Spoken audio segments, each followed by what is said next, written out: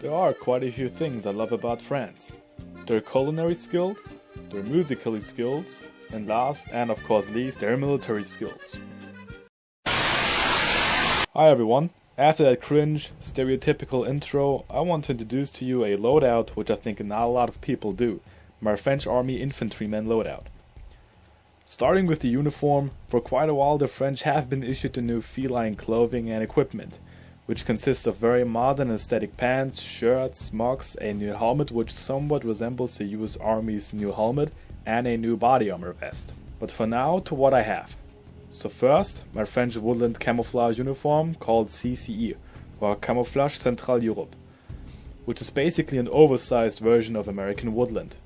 It consists out of a Arctis hot weather field shirt, which is worn in the French army and or a different version of it. It closes with buttons, has 2 breast pockets each, with one opening via zipper and one via velcro, with drainage holes in the bottom. The arm pockets are closed with a zipper each and feature slots for pens and pencils. It also features a button on the sleeve and a slot on the inside for keeping the sleeve rolled up. It is made for hot temperatures. However, if it gets super toasty, the combat shirt is worn instead, which was most seen with French forces in Mali. The TOE concept, now renamed as A10 equipment combat shirt, recognizable by the rather strange arm pocket design. And it features padded shoulders, to make wearing a plate carrier alongside a backpack a little easier. The pants are also made by A10 equipment, which are made very streamlined and simple, having its cargo pockets closed by snap buttons. And knee reinforcements, which do not have an opening for padding. That's it for my woodland uniform.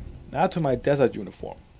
This is also made by A10 equipment in the Daguet camouflage pattern, named after the French operation alongside coalition forces in the Gulf War, where this pattern was first introduced in the French army, which is basically an oversized version of 3-color desert. The field shirt is made in comparison to the Arctis shirt very simple, with simple breast pockets and arm pockets closing with buttons which don't feature any velcro.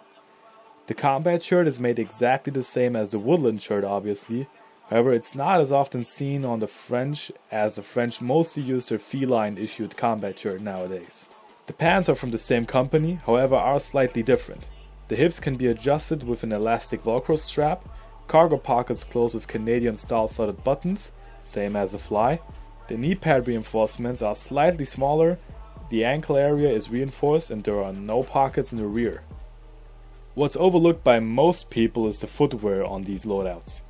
The French have long gotten rid of their old black boots with belt-like tightening on the ankles, and have replaced them with, from what I could see, the Hikes Nepal boots. However, these are definitely not the only boots, as militaries like to issue different kind of boots. For example, the French Foreign Legion wears, I believe, a version of the Hikes P9 desert boot, but I could be wrong. However, I've been issued a slightly smaller and lighter version of the Hikes Nepals, which are the Hikes Scout 2.0, which look very similar.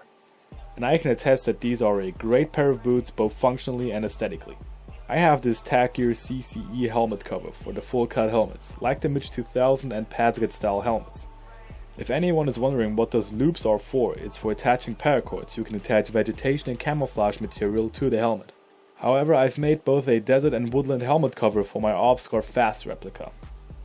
For body armor vests, the French infantry uses a vest that closes via rock clips and lacks a molly on the back side. That's called the SMB, which stands for Structure Modulaire Ballistique. It's mostly issued in Ranger Green, however the second generation I have seen is issued in Coyote Brown. In this case I use my Warrior Assault Systems recast plate carrier that somewhat looks the part but not perfectly, with 4 mag pouches up front, a general purpose pouch and a radio pouch on the sides, a hydration pouch on the back and a map pouch on the upper front.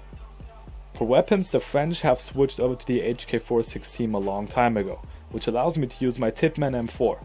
However, the paint job kind of ruins it for infantry loadouts. So that is it for all the parts and accoutrements for this loadout.